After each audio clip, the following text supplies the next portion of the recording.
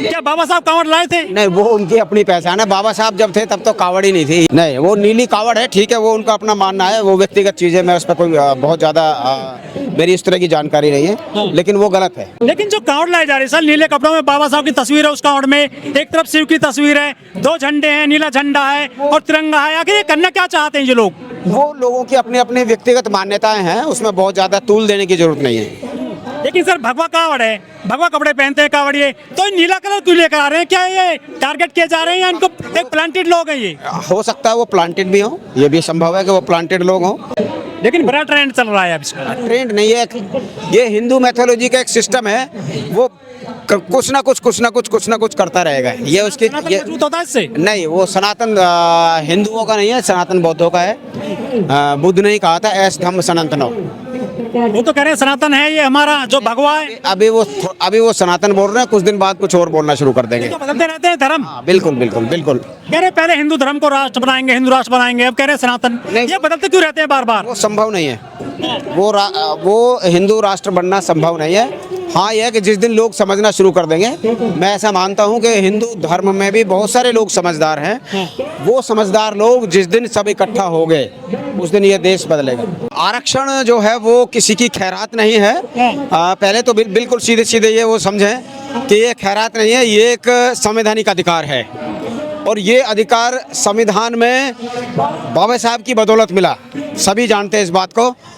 आरक्षण जो लोग खत्म करना चाहते हैं वो एक नई तरह की साजिश कर रहे हैं। वो आर्थिक आधार पर आरक्षण की बात कर रहे हैं और पिछले दिनों एक आर्थिक आधार पर एक आरक्षण हुआ भी है। सुदामा कोटा 10%। हाँ, जिसे हम सुदामा कोटा बोलते हैं, 10%। आप उसमें देखेंगे कि उसमें 99% लोग जो है एक ही समाज के लोग हैं। ये बेहद दुखद है और ये भी पता चला है, ये भी पता चल रहा है, आहिस्ता आहिस्ता पता चलेगा कि जो सरकारी खातों से जो इनकम सर्टिफिकेट बनते हैं या सरकारी मोहर से जो इनकम सर्टिफिकेट बनते हैं वो भी गलत होते हैं या भी वो जाति चोरी की जा रही है। जी, तो जातिवाद है, जब तक जातिवाद रहेगा तब तक आरक्षण रहेगा, ये सभी लोग मानते थे। लेकिन सर 75 साल हो गए आरक्षण को लेते हुए, अब तो काफी बदलाव आया होगा ना, तो छोड़ दीजिए आरक्षण आप। हाँ बिल्कुल, ये आरक्षण की कोई जरूरत नहीं है। अगर सब लोग समान रहेंगे तो आरक्षण की मैं समझता हूँ कोई जरूरत नहीं है, क्योंकि पूरी दुनिया में अगर आप देखेंगे तो जहाँ विकास है वहाँ उस तरह की सामाजिक व्यवस्था नहीं है। जहाँ सामाजिक व्यवस्था समान है वहाँ न्याय है और जहाँ न्याय है वहाँ विकास है। कह रहे कि जो आरक्षण से चुन के आते हैं कैंडिडेट, वो ज्यादा उनमें एक तो मेरिट नहीं होती है, वो ज्यादा योग्यता वाले नहीं होते हैं, ऐसा आरोप लगता है आप पे? नहीं, ये बहुत ही गलत अवधारणा है। ये भ्रामक अवधारणा कुछ लोगों ने फैलाई है, ऐसा नहीं है। हमारे ये देखिए कि जितने आरक्षित बच्चे हैं, जो आरक्षण से जो बच्चे आए हैं, वो अपना अपना परचम लहरा रहे हैं। बहुत सारे बच्चे हैं, उनका नाम लेने नहीं होती उनमें, ऐसा कहते हैं, योग्यता नहीं होती है वो बिल्कुल फर्जी बात है जो इस तरह की बात करते हैं, क्योंकि मेरिट जो है वो ज्ञान और विज्ञान से आती है और ज्ञान विज्ञान तभी होता है जब समाज में समानता आएगी। बिना समानता के कोई समाज विकास नहीं करता है। कह रहे कि माइनस मार्किंग वाला भी वो डॉक्टर कैसे बन जाता है? नहीं, ये तो गलत, ये मैं बता रहा हूँ, ये एक तरह का दुष्प्रचार है, क्योंकि जो लोग इस तरह की बात करते हैं वो दुष्प्रचारी लोग हैं।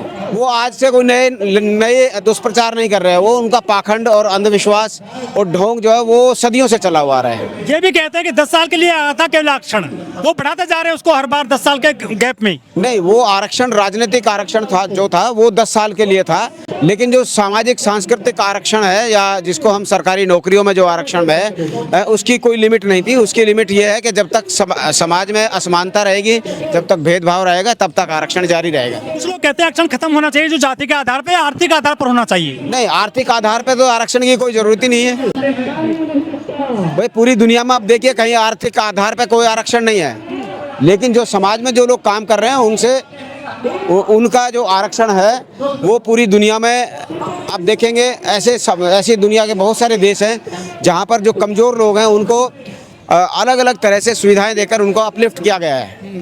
पूरी दुनिया में ऐसा हुआ है, ऐसा कोई केवल भारत में नहीं हुआ है। विकास में अवरोधक है आरक्षण, ऐसा कहा जा रहा है आपके लिए? नहीं, वो एक अवधारणा है, उस अवधारणा पर नहीं चलना चाहिए हमें। हम ये मानते हैं कि एक कमज़ोर आदमी है, जैसे एक उदाहरण के लिए मैं एक छोटा सा उदाहरण दूंगा। जो शाहू जी महाराज थे, उन्होंने आरक्षण की शुरुआत की थी 1902 में, और उन्होंने अपने राज्य में ये महसूस किया कि एक ही वर्ग के लोग जो है पूरे समाज में, पूरी नौकरियों में, पूरे राज्य के प्रशासनिक इकाइयों में वो उनका दबदबा था। तो उन्होंने महसूस किया ये बात, और जब महसूस किया तो उन्होंने अपने कुछ साथियों को बुलाया, अपने कुछ अधिकारियों को बुलाया, उन्होंने उनसे बात की। तो वो भी इस बात से सहमत नहीं थे, राजा की बात से, क्योंकि चूँकि वो भी उसी समाज से बिलोंग करते थे। तो उन्होंने एक उदाहरण दिया कि मेरी घुड़साल में बहुत सारे घोड़े हैं, उन घोड़ों को खोल दीजिए। और जैसे ही घोड़े खोले तो जो कमज़ोर घोड़े थे वो पीछे रह गए, और जो ताकतवर घोड़े थे वो सारा चारा खा गए। तो उसने बताया कि ये जो कमज़ोर घोड़े हैं इनको आरक्षण की ज़रूरत है।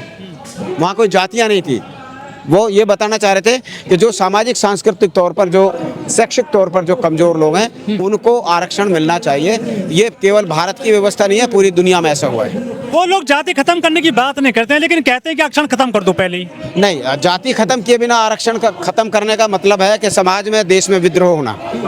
समाज में बहुत असमानता तो है ही, और इससे असमानता के साथ साथ अराजकता भी आएगी। ऐसा जातिवाद है भी समाज में, देश में? बिल्कुल, अभी भी है। अब तो जातिवाद पहले तो शरीर में था, अब तुम्हारी आत्मा में घुसा हुआ है, अंदर तक घुसा हुआ है। क्योंकि जातिवाद पहले दिखता था। अब लोग कई बार कहते हैं हम लोग तुम्हारे यहाँ खाना खा लेते हैं, हम तुम्हारे साथ पानी पी लेते हैं, तो ये कोई बात नहीं है। खाना खाना शहर में रहते हैं, आपको तो, आप हरियाणा से आते हैं, तो वहाँ तो जो है काफी डेवलप कर चुका है हरियाणा। तो नहीं, शहर और गांव की बात नहीं है। आप शहर में भी जाएंगे तो शहर में भी बहुत अच्छी तरह से वो चीज़ दिखती है। आप बड़े बड़े फ्लैट्स में जाइए, वहाँ आप बताइए कि मैं ये हूँ, तो आपको फ्लैट में किराए पर मकान नहीं मिलेगा। लेकिन बाबा साहब ने कहा था कि जिस गाँव में जातिवाद है वो गाँव छोड़ दो, जिस शहर में जातिवाद हो शहर छोड़ दो। फिर दलित कहाँ जाएगा सर? वो बाबा साहब ने ये बात कही जरूर है, लेकिन ये व्यवहारिक नहीं है। ये बात ऐसा संभव नहीं है, क्योंकि अगर आप छोड़ देंगे तो जाएंगे कहाँ। और दूसरा हमारा मानना ये, मरते रहेंगे गाँव में? नहीं, हमारा मानना ये है कि देर सवेर जो लोग सक्षम हो गए वो वापस गाँव की तरफ जाएं और गाँव में अपना दबदबा बनाएं। बिना उसके दबदबे के आपका कोई काम नहीं होगा। लेकिन ये तो बीमारी बताई जाती है कई बार। नहीं, जातिवाद नहीं, जातिवाद निश्चित तौर पर एक बीमारी है, लेकिन उसका अंत भी केवल हम ही लोग करेंगे। लेकिन हिंदू कहते हैं कि ये एक सिस्टम है, ये एक समाज को आगे बढ़ाने का सिस्टम है, जातियाँ। नहीं, इससे जो है सही चलता है समाज। अगर ऐसा हुआ होता तो आज हिंदू पूरी दुनिया में सबसे महान लोग होते, लेकिन ऐसा नहीं है। अच्छा जी। लेकिन बड़े आंदोलन कर रहे हैं, वो यूजीसी एक्ट जो आया उसको लागू नहीं होने दे रहे हैं, और कह रहे हैं आरक्षण भी खत्म करवाएंगे। शासन प्रशासन जब सब उनके हाथ में है, शासन है, प्रशासन है, न्यायपालिका है, पूरा तंत्र है, तो वो उसी तरह से चलेगा। लेकिन सर राजस्थान में एक बड़ा मामला है, नागौर में 2015 में मर्डर कर दिया गया था 6 दलितों का, अप्रकाश के लोगों को द्वारा। जमीन का मामला, 23 बीघा जमीन को लेकर वो सारे के सारे 40 आरोपी सबके सब बरी कर दिए हैं सेशन कोर्ट ने। सीबीआई जांच भी की गई थी। दलित क्या ऐसे ही मरते रहेंगे हमारे देश में जमीन जायदाद के लिए? नहीं, वो बहुत ही दुखद है, उसमें न्याय नहीं हो पाया। उसके लिए जो अगले कोर्ट है उस पर अपील करें, कुछ ना कुछ रिजल्ट जरूर आएगा। क्योंकि ऐसे बहुत सारे मामले हैं, जब सुप्रीम कोर्ट तक पहुंचते पहुंचते बहुत सारी चीज़ें न्याय की तरफ गई, ऐसा है नहीं। जैसे मिर्चपुर कांड है और हरियाणा में खैरलांजी कांड है, खैरलांजी कांड है, और भी बहुत सारे ऐसे। तो देर सवेर न्याय मिलेगा। हमारे जो लोग हैं वो लगे रहेंगे तो निश्चित तौर पर न्याय। बिहार में सर ऐसे जनसंहार हुए थे 1990 के बाद, उनमें सारे बरी कर दिए पटना हाई कोर्ट से बहुत सारे आरोपी। जी बिल्कुल, मैंने बताया कि जब न्यायपालिका पर कुछ लोगों का दबदबा होगा, न्यायपालिका जन सामान्य की न्यायपालिका होगी, तो निश्चित तौर पर सबको न्याय मिलेगा। लेकिन राजस्थान हाई कोर्ट में मनु की प्रतिमा लग रही है सर, क्या संभव है ऐसा वहाँ पर? नहीं, वो बहुत ही विवादास्पद बात है। हालांकि कुछ लोग कहते हैं कि मनु का संविधान है, संविधान बताते हैं। हाँ, लेकिन ऐसा है नहीं। बिल्कुल बहुत परिवर्तन हो रहा है, ऐसा नहीं है। लेकिन 100 दलित सांसद है वो आवाज उठाते हैं, खुद जो मेघवाल समाज से आते हैं, जो कानून मंत्री हैं, जो अर्जुन राम मेघवाल है, वो बिल्कुल भी बात नहीं कर रहे उस मामले पर। देखिए, जो जिस सिस्टम में जो लोग होते हैं वो सिस्टम के लोग कभी बात नहीं करते हैं। वो अपनी अपनी पार्टियों से बंधे होते हैं, उन पर हम लोग को इस तरह की कोई चर्चा आमतौर पर हम लोग उस पर कोई बात नहीं करते हैं। क्योंकि राजनीति की बात सभी जानते हैं कि राजनीति में सब लोग एक दूसरे से बंधे होते हैं।